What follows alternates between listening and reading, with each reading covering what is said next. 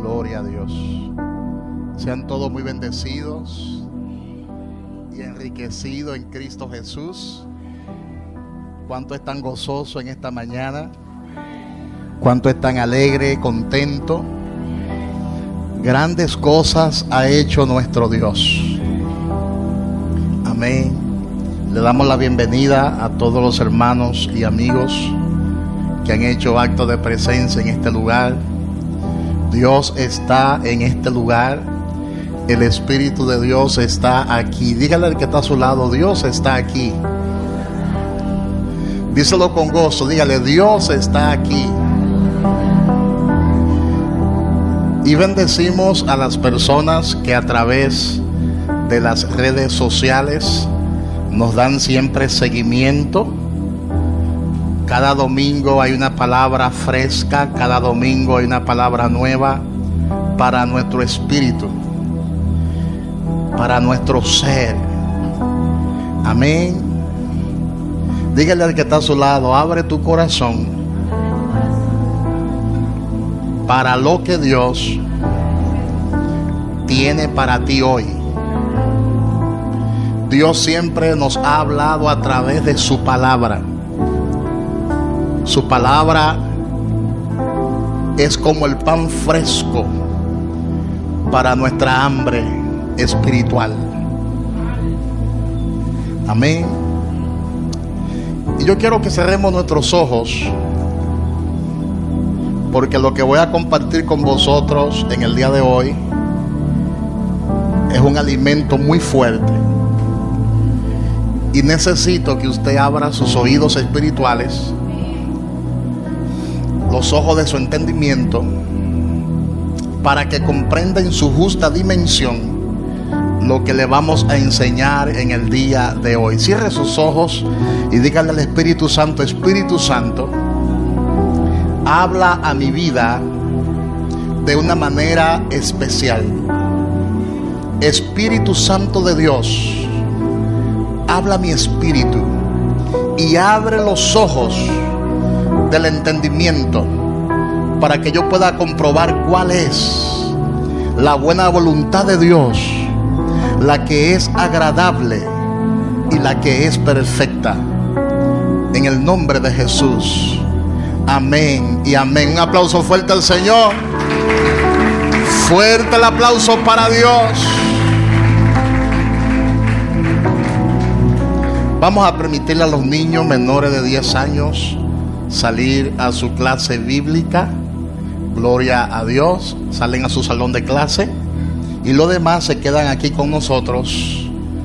Hace ya varios meses atrás nosotros comenzamos una serie que fue de gran bendición y está disponible en el internet, bajo el tema Los hijos de Dios en la nueva creación. Y estuvimos desarrollando varios tópicos sobre esta poderosa enseñanza. Y luego estuvimos hablando sobre la serie El hombre espiritual. Y esa serie la concluimos hace ya 2 domingos atrás. Y hoy vamos a comenzar una nueva serie, pero que están en secuencia. Esos 2 temas que les mencioné anteriormente están profundamente correlacionados con esta nueva serie de mensajes, la cual lleva como tema sujetos a un sistema de vida superior. Dígale al que está a su lado: sujetos a un sistema de vida superior. Dígale: en Cristo Jesús tenemos una nueva posición. En Cristo Jesús tenemos autoridad. En Cristo Jesús tenemos herencia. En Cristo Jesús lo tenemos todo. Diga conmigo, lo tenemos todo.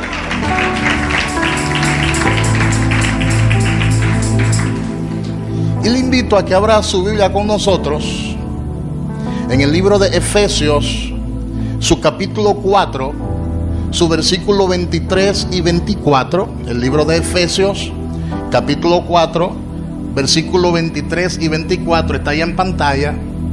La palabra de Dios dice: en el nombre de Dios el Padre, Dios el Hijo y Dios Espíritu Santo, porque mientras estábamos en la carne, las pasiones pecaminosas que eran por la ley obraban en nuestros miembros, llevando fruto para muerte. Diga conmigo: cuando yo estaba en la carne, mis miembros obraban frutos de muerte.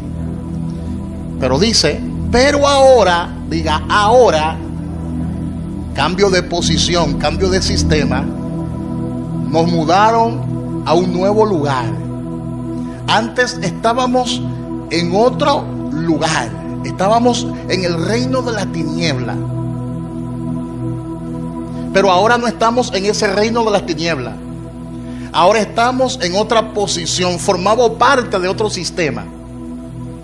Pero ahora, diga ahora, los gringos dicen now, ahora, estamos libres de la ley, por haber muerto para aquella en que estábamos sujetos, de modo que sirvamos bajo el régimen nuevo del Espíritu y no bajo el régimen viejo de la letra. Diga conmigo: ahora yo ando bajo un nuevo régimen. Ay, pero dígalo con gozo. Dígalo con gusto y con gozo. Diga: ahora yo ando bajo un nuevo régimen, que es el régimen del Espíritu.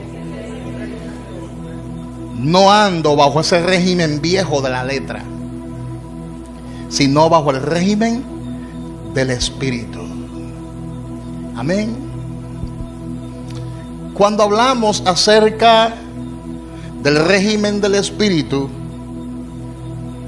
el régimen del Espíritu nos ha hecho libre de la esclavitud de la ley y nos ha sujetado a un sistema de vida superior, pues nos ha sometido al espíritu de vida en Cristo Jesús. Ahora no servimos a Dios por temor a la maldición. No servimos a Dios por temor a ir al infierno. No servimos a Dios por temor a la muerte, sino que le servimos por amor, porque su amor nos constriñe. Le servimos por su gracia nos impele. Y hay dos leyes que operan en la vida de un creyente. Primero, la ley del pecado y de la muerte. Y segundo, la ley del espíritu de vida en Cristo Jesús, a las cuales responden nuestra naturaleza carnal y nuestra naturaleza espiritual. En otra palabra, cuando nosotros todavía no hubiésemos nacido de nuevo, andábamos en la carne, y la naturaleza que nosotros teníamos solamente era la naturaleza carnal y pecaminosa. Pero una vez nacimos del agua y del espíritu, una vez nacimos de nuevo, entonces tenemos las dos naturalezas. Tenemos una naturaleza nueva, que es la espiritual, y tenemos una naturaleza vieja, que es la carnal. Amén. Gloria a Dios. Cuando nosotros andábamos en la carne, en esa vida natural, nosotros andábamos conforme a nuestros propios criterios y conforme a nuestros propios sentidos. Las pasiones pecaminosas nos llevaban a la muerte en conformidad a lo que dice el apóstol Pablo en Romanos capítulo 7, versículo 5. Porque la ley no mostraba el pecado, pero no resolvía absolutamente nada. Amén. La ley era como un termómetro. ¿Para qué se usa el termómetro? Para medir la fiebre, para medir la temperatura. Así era la ley. La ley era como un termómetro. El termómetro te mide la fiebre, pero no te la quita. Así era la ley. La ley te decía que tú estabas en desobediencia. La ley mostraba tu pecado, pero no era capaz de liberarte del pecado.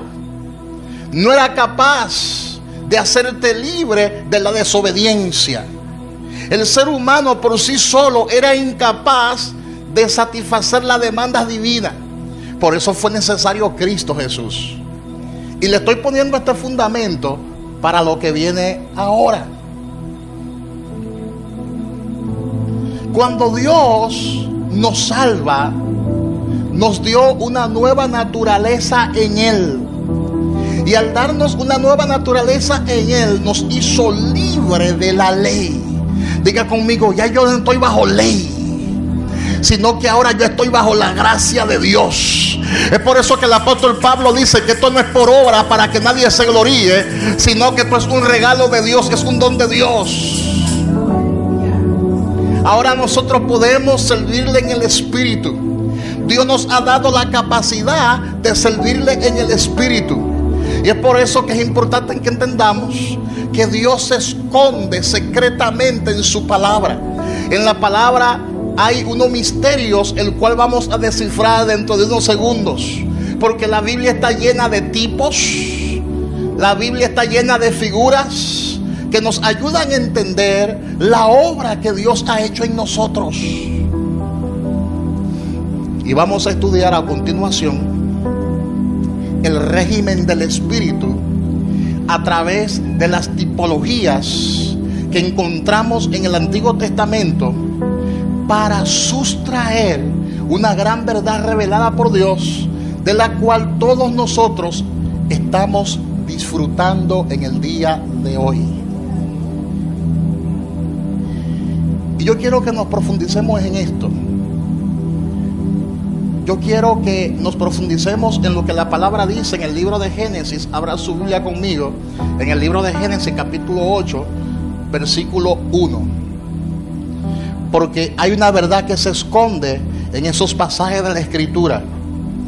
El Espíritu Santo se esconde en el Antiguo Testamento muy secretamente.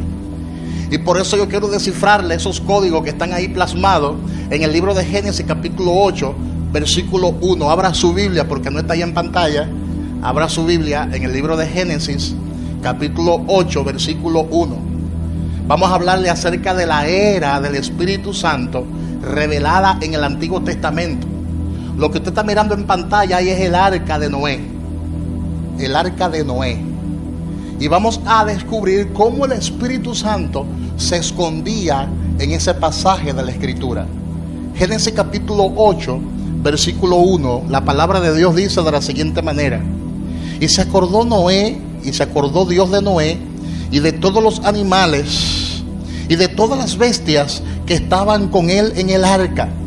E hizo pasar Dios un viento sobre la tierra, y disminuyeron las aguas, y se cerraron las fuentes del abismo, y las cataratas de los cielos, y la lluvia de los cielos fue detenida, y las aguas descrecían gradualmente de sobre la tierra, y se retiraron las aguas al cabo de 150 días, y reposó el arca en el mes séptimo, a los 17 días del mes, sobre los montes de Ararat. Diga conmigo, sobre los montes de Ararat.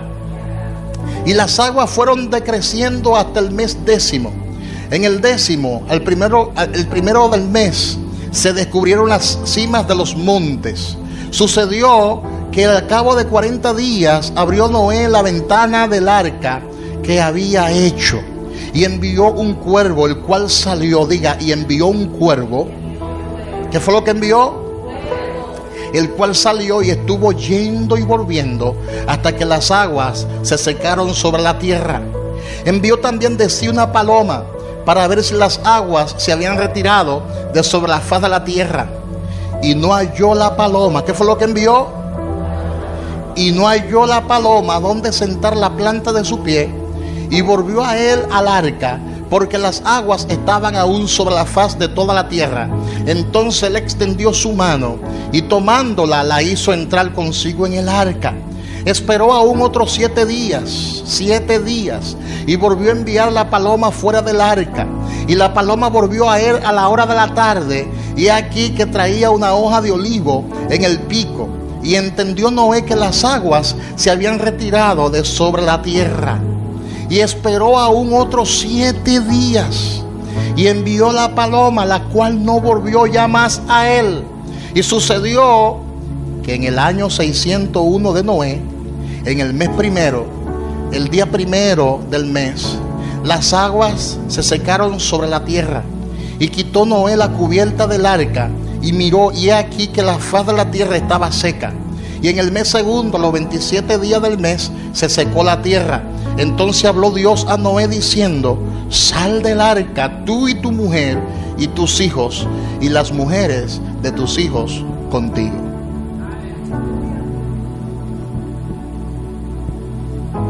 Primeramente es bueno señalar que vamos a analizar este pasaje que le acabo de leer a través de tipo y de antitipo, para ir de símbolo a una realidad espiritual, porque Dios se esconde a través de los símbolos. Porque el idioma hebreo, pasa que nuestra Biblia está ya traducida al español, al castellano, pero el idioma hebreo es un idioma simbólico, es un idioma de figuras, es un idioma de símbolos, de forma. Entonces, a través de estos tipos y antitipos, el Señor nos revela una realidad espiritual, porque Dios se revela en esa sombra, en esos símbolos, para ilustrarnos verdades espirituales. Nota entonces que cuando terminó el diluvio y Dios mandó aquel viento fuerte para secar las aguas que estaban sobre la tierra, el arca, escucha bien esto, el arca descansó ¿dónde? En los montes del Ararat. Ahí descansó el arca, en los montes del Ararat. La palabra Ararat significa tierra santificada. ¿Qué significa? O sea, tierra santa. Estos montes hoy día corresponden territorialmente a Turquía. Por eso en Turquía hay tantos monumentos sagrados. En este contexto, Ararat, bajo la tipología, bajo el simbolismo hebreo, significa o es símbolo del cielo o monte de Dios. Entonces vamos a usar el Ararat como un tipo del lugar donde está Dios, porque es un lugar alto, porque el arca subió a la parte alta y allí descansó. Y es interesante también porque un lugar alto tipifica el cielo, donde mora y habita Dios, ya que se envía de allá 3 veces la paloma. Desde allá, desde las alturas donde estaba reposando el arca, se envió 3 veces a la paloma. En este contexto, Noé figurativamente va a tipificar a Dios en la tipología que vamos a emplear, y la paloma a su vez simboliza al Espíritu Santo. ¿Qué simboliza la paloma? Más adelante veremos cómo Dios, al igual que Noé, envía 3 veces a nosotros su Espíritu, desde el cielo. 3 veces envió Noé la paloma y 3 veces envió Dios a su Espíritu Santo desde el cielo, y lo vamos a descubrir en esta enseñanza. Veamos qué tipifica el vocablo agua en la Biblia, porque la palabra agua tipifica varias cosas. Las aguas que ha visto,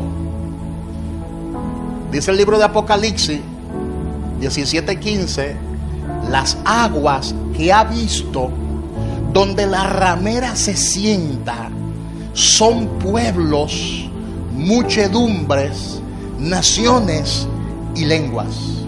En este contexto, las aguas van a tipificar, porque le quiero poner este fundamento para lo que viene ahora, las aguas van a tipificar pueblos, muchedumbre, naciones y lenguas. Así que las aguas representan muchedumbre, representan naciones, pueblos y lenguas. Entonces, donde hay muchedumbre y pueblo está el mundo. También en el capítulo 13 de Apocalipsis, versículo 1 del mismo libro, dice: me paré sobre la arena del mar y vi subir del mar una bestia que tenía 7 cabezas y 10 cuernos. Esa bestia salió ¿de dónde? De las aguas. ¿Están mirando el contexto? Porque cuando el arca reposó, las aguas comenzaron a secarse.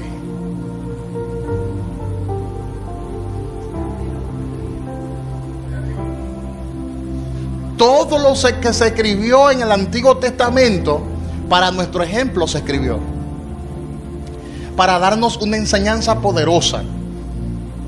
Entonces, en este contexto, las aguas simbolizan muchedumbre, naciones, pueblos y lenguas. Y el anticristo va a salir ¿de dónde? De las aguas. En el libro de Daniel, escuche bien esto, en el libro de Daniel también vemos y observamos que todas las bestias suben ¿de dónde? Del mar. Solamente hay una bestia que sube de la tierra, pero toda la bestia en el libro de Apocalipsis y en el libro de Daniel suben de las aguas. Entonces, en el libro de Isaías, capítulo 43, versículo 2, se puede ver otro significado de las aguas. La palabra dice: cuando pase por las aguas, yo estaré contigo, y si por los ríos, no te anegarán. Aquí los ríos y las aguas son tipo de aflicción. Tú ves que cada contexto tiene su pretexto, si lo saca del contexto. Entonces, cuando pase por las aguas, yo estaré contigo. Está hablando de qué? De aflicción, de prueba. Las aguas representan la maldad. Las aguas representan la iniquidad. Las aguas representan la prueba, la aflicción. Y ese es el lado negativo de esta tipología. Porque también hay un lado positivo de las aguas. Porque en otro contexto, las aguas también representan al Espíritu Santo de Dios. Las aguas también representan en otro contexto la palabra de Dios. Ese es del lado positivo. Pero del lado negativo, las aguas, según los textos bíblicos que estamos analizando, significa pueblo, muchedumbre. Y en el versículo 6 de Génesis, en el capítulo 8, dice: sucedió que al cabo de 40 días abrió Noé la ventana del arca que había hecho. En otras palabras, el Padre abre la ventana de su cielo, que es el arca, porque quiere saber cómo está la tierra. Si ya la tierra estaba limpia, si ya la tierra estaba seca. Pero no, la tierra estaba llena ¿de qué? De agua. Es decir, Dios en esta parte alta, abre la ventana y ve que está llena de agua. Observa que está llena de pecado, que está llena de maldad, de todo lo que se opone a la voluntad de Dios. Porque el pecado vino a ser hereditario. Cuando Dios creó al hombre, lo creó recto. Cuando Dios creó al hombre, lo creó perfecto. Lo dice la palabra en el libro de Eclesiastés. No había en el hombre desobediencia. No había en el hombre pecado. Lo colocó en un jardín conocido como el huerto del Edén. Allí el hombre lo tenía todo. Y Dios le dijo al hombre: de todos los árboles que están en el huerto, tú puedes comer, pero del árbol que está en medio del huerto, que es el árbol de la ciencia del bien y del mal, no comerá, porque el día que tú comas de él, ciertamente morirá. Y la palabra de Dios establece que el hombre desobedeció a Dios. El hombre le dio la espalda a su creador y pecó, y al pecar se separó de Dios. Y el hombre comenzó a vivir sus propias consecuencias, porque el pecado trajo varias consecuencias. El pecado trajo la muerte espiritual, el pecado trajo la muerte física, el pecado trajo dolor, el pecado trajo sufrimiento, el pecado trajo el infierno eterno. De manera que el pecado trajo todo lo negativo que hoy nosotros podemos observar en las naciones, en la muchedumbre y en los pueblos. El mundo quedó bajo el régimen del pecado. El mundo quedó bajo el régimen del pecado. El hombre desobedeció a Dios y ese pecado trajo como consecuencia la muerte, porque la paga del pecado es muerte. Y el pecado nos contaminó a todos. El pecado nos separó a todos de Dios. El pecado levantó una gran barrera. El pecado levantó una gran pared y nos separó de Dios. Y a partir de ese momento, los pensamientos del hombre eran continuamente hacia el mal. Por eso Dios tuvo que hablarle a Noé, porque la palabra dice que Noé halló gracia ante sus ojos. Pero había pecado en la tierra, había contaminación. La maldad del hombre crecía mucho más. La desobediencia de los seres humanos crecía mucho más. Y Dios andaba buscando un hombre. Diga conmigo, Dios, desde los tiempos de Noé, andaba buscando a un hombre para entrar en pacto con ese hombre. Y a través de ese hombre traer la descendencia que traería a Cristo Jesús en el futuro. ¿Te estás dando cuenta? Dios se mantuvo buscando un hombre para entrar en pacto con ese hombre. Por eso el primer pacto que Dios establece con el hombre, lo establece con Noé. Y levantó un arco iris como una señal visible y física de un pacto netamente espiritual. Dios le habló a Noé y se reveló como un Dios de diseño, porque nuestro Dios es un Dios de diseño. Y le mostró el diseño del arca a Noé. Y le dijo a Noé: construye un arca para que te salve tú y toda tu familia, porque voy a destruir al hombre que está sobre la faz de la tierra. Porque en el hombre hay pecado, en el hombre hay maldad, en el hombre hay desobediencia. Por eso la palabra afirma que las bestias, refiriéndose al comportamiento del ser humano, ¿salen de dónde? De los pueblos, que son las aguas, de las naciones. Por eso se han levantado muchos tiranos a lo largo de la historia, dictadores, asesinos, personas sin ningún tipo de temor, con una mentalidad carnal y diabólica. Porque hay bestias que suben de las aguas, mientras las naciones, pueblos y muchedumbre de gente se amotinan pensando en cosas vanas. Según Salmo capítulo 2 versículo 1, ahora mismo las naciones se están amotinando a nivel mundial. se están amotinando pensando cosas vanas. Se están amotinando para cambiar nuestras leyes morales.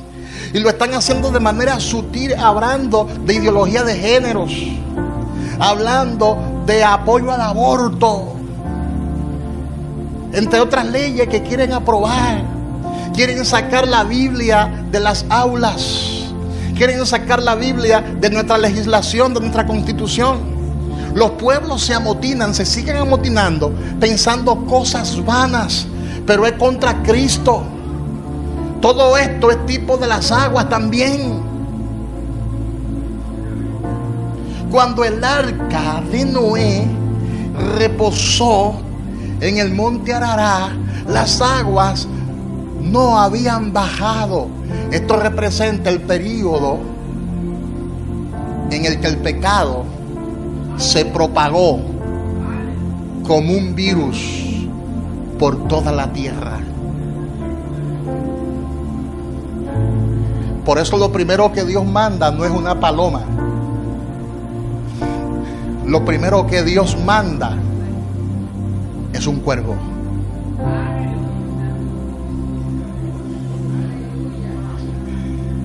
¿Qué fue lo primero que salió del arca?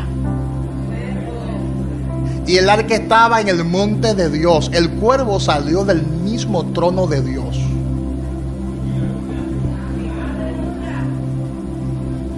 Dígale al que está a su lado: el cuervo salió desde el mismo trono de Dios. Tipología del cuervo. Y yo necesito que usted ahora se abroche su cinturón de seguridad.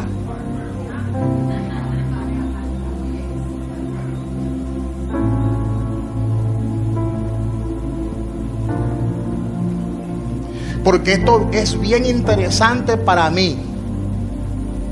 Esto me llama mucho la atención. La palabra dice en el libro de Génesis capítulo 8 versículo 7, específicamente el versículo 7 dice: y envió un cuervo. Es decir, lo primero que Dios manda es a un cuervo. Cosa que a mí de manera particular me pareció extraña, por lo que el cuervo tipifica. El cuervo representa a Satanás. Diga conmigo: el cuervo representa a Satanás, que fue el primero que salió del cielo, según Isaías capítulo 14 versículo 12. Él dijo: subiré. Satanás, cuando era lucero de la mañana, dijo: subiré. Él se vio tan hermoso que se vanaglorió. El pecado se originó en su corazón y quiso pretender ser igual a Dios. Pero Dios no comparte su gloria con nadie. Dios no comparte su gloria con nadie. Y menos con los ambiciosos. Dígale al que está a su lado: Dios no comparte su gloria ni con los brujos, ni con los hechiceros, ni con los agoreros, ni con los ambiciosos. Y él dijo en Isaías capítulo 14 versículo 12: subiré, y en las alturas a lo lado del norte estableceré mi trono. Los lados del norte es la parte derecha del trono de Dios. Y en la parte derecha del trono de Dios, ¿quién se sienta allí? Él quería, el cuervo quería ocupar el lugar de Jesús. Quería formar de un sistema superior, pero quería formar de ese sistema superior por la fuerza y sin pasar la prueba. Porque vamos a ver luego en esta enseñanza que juntamente con Cristo, tú y yo estamos sentados en lugares celestiales. ¿Y sabe por qué el diablo te odia tanto? ¿Sabe por qué el diablo te detesta tanto? Porque tú tienes lo que él quería. Él quería lograr eso por la fuerza. Él quería lograr eso por la ambición. Y no le fue concedido. Y a ti y a mí, el Señor nos ha concedido esto por la gracia. Díganle al que está a su lado: tenemos un sistema de vida superior, porque antes estábamos en la parte baja, pero ahora estamos sentados a la derecha del Padre con Cristo Jesús. Esa es mi posición, y por eso el diablo me odia tanto, porque yo tengo lo que él quería. Cuando el diablo te ve y me ve a mí, nos ve con brillo. Alábale que él vive. Alaba a Cristo, alaba a Cristo. Nos ve en una nueva posición y nos ve en una nueva autoridad.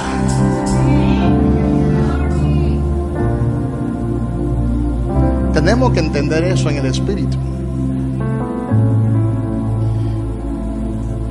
Junto a las estrellas del cielo estableceré mi trono y seré semejante al Altísimo. Y de una vez vino la sentencia de arriba, y Dios habló y dijo: derribado eres hasta el Seol.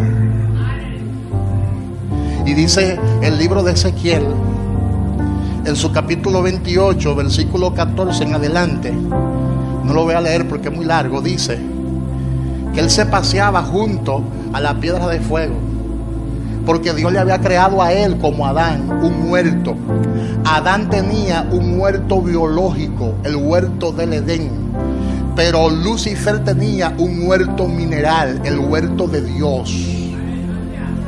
Para aquellos que piensan que el primer huerto fue el de Adán, no, ese no fue el primer huerto. El primer huerto fue el de Lucifer. Dicen el huerto de Dios es el paseaba. Y se paseaba junto a las piedras de fuego, se paseaba. Perfecto era en todo su camino, como lo era también Adán, que Dios cuando lo creó perfecto. Así era Lucifer, perfecto era en todo su camino, desde el día en que fuiste creado hasta que se halló en ti la maldad. Por lo tanto, fuego salió de dentro de ti y te consumió, porque fuiste capaz de profanar tu propio santuario. Eso fue lo que hizo Lucifer, profanó su propio santuario y lo sacaron del huerto. Lo mismo hizo Adán y Eva, profanaron su propio santuario, conocieron que estaban desnudos, y entonces, ¿quién te enseñó que tú estás desnudo? Tomé del árbol que me dijiste que no comiera y comí. Desobedeciste y es para afuera que va. El que profana el santuario lo sacan del huerto. Sacaron a Lucifer del huerto y sacaron a Adán y a Eva del huerto.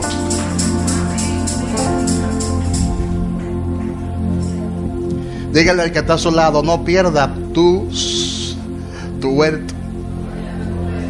No pierda tu posición. No pierda la presencia de Dios. Fue echado desde los cielos. ¿Quién fue echado? Satanás, el cuervo. Dice que el cuervo no encontró dónde asentar sus patitas, y se mantuvo dando vuelta y dando vuelta, y no encontraba el lugar donde asentar sus patitas. La palabra dice que la tierra estaba desordenada y vacía. Pero también la palabra dice que una vez se presentaron los hijos de Dios, eso está en el libro de Job, ante la presencia de Dios, y entre ellos se coló Lucifer, Satanás. Y cuando se cuela, él pensaba como que el Señor no lo iba a reconocer, porque la palabra dice que él se disfraza, ese cuervo, tan feo que ese cuervo, pero él se disfraza como un ángel de luz. Y él pensaba como que Dios no lo iba a reconocer. Y Dios le pregunta: oh muchachito, ¿de dónde tú vienes? En otra palabra, ¿qué tú haces ahí entre los santos? ¿De dónde tú vienes? ¿Y sabe qué él dijo? De rodear la tierra y de andar por ella. Así se mantuvo el cuervo, rodeando la tierra. Amén.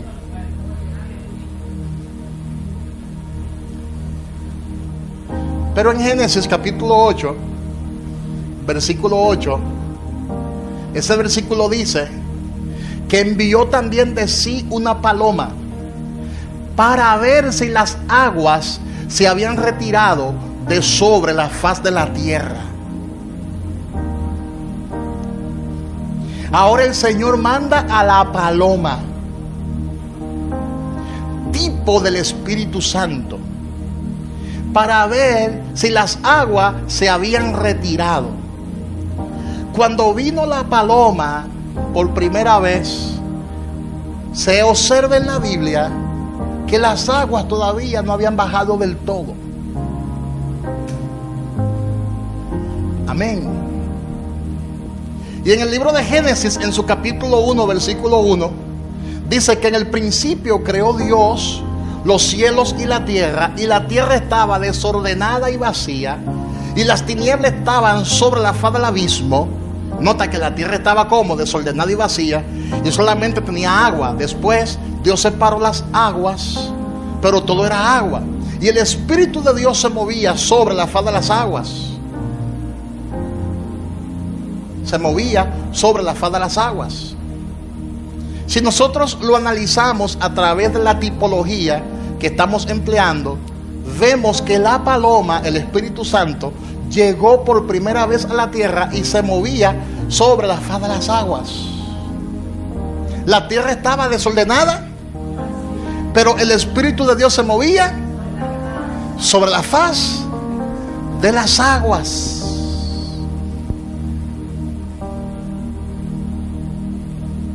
Se movía sobre la faz de las aguas. Ese verbo mover que menciona el versículo, refiriéndose al Espíritu de Dios que se movía sobre las aguas, en el original significa revolotear.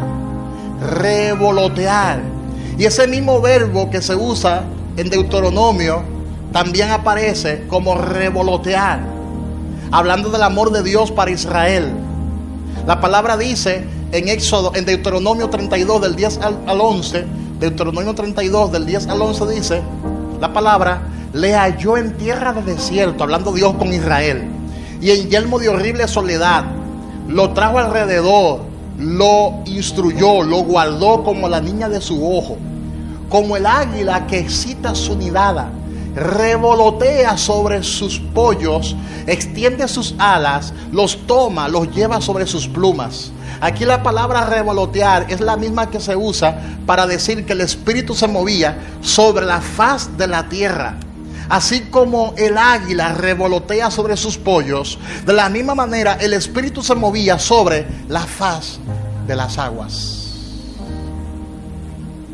Revolotear es volar haciendo giros, como hacen muchas veces las águilas, manteniéndose en el aire, sin asentarse en ningún lado. Es decir, cuando la paloma de Noé salió la primera vez y revoloteó sobre el agua, era porque no tenía lugar en donde asentar ni en donde poner sus patas. Esa fue la primera vez que el Espíritu Santo vino a la tierra. No encontraba un envase donde asentarse permanentemente. Hello. No encontraba un hombre donde asentarse permanentemente, porque el Espíritu Santo jamás se posará en las aguas, porque las aguas representan el sistema del mundo, un sistema dirigido por el reino de las tinieblas. Él puede revolotear sobre ella, pero nunca asentarse. El mundo no tiene lugar para el Espíritu Santo, porque eso Él no lo puede tolerar. No puede tolerar el Espíritu Santo el pecado, no puede tolerar la maldad, la desobediencia, porque es Espíritu Santo. Por eso Él no podía posarse en ningún lugar. Pero Dios estuvo esperando que las aguas se secaran para poder posar. Y esa es una verdad espiritual que se cumplió en todo el Antiguo Testamento.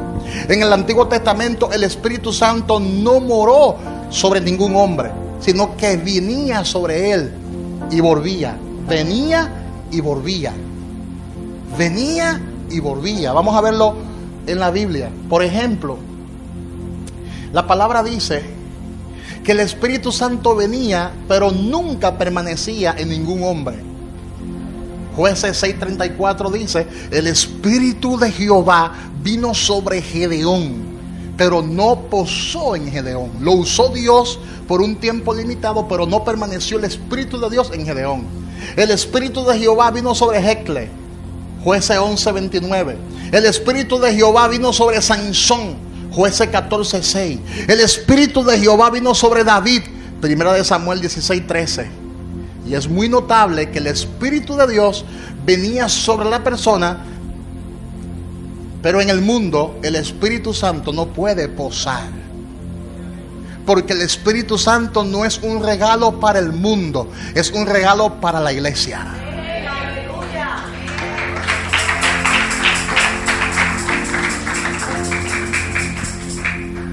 Amén.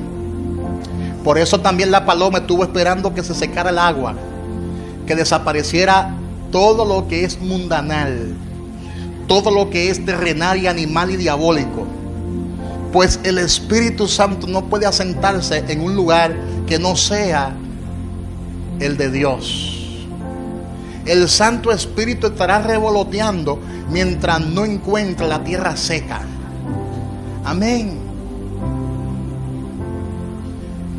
Eso representa la era del Antiguo Testamento. El Espíritu Santo, ¿verdad?, fue enviado y la paloma tuvo que volver. No envió la paloma y la paloma tuvo que volver porque no encontró un lugar donde reposar.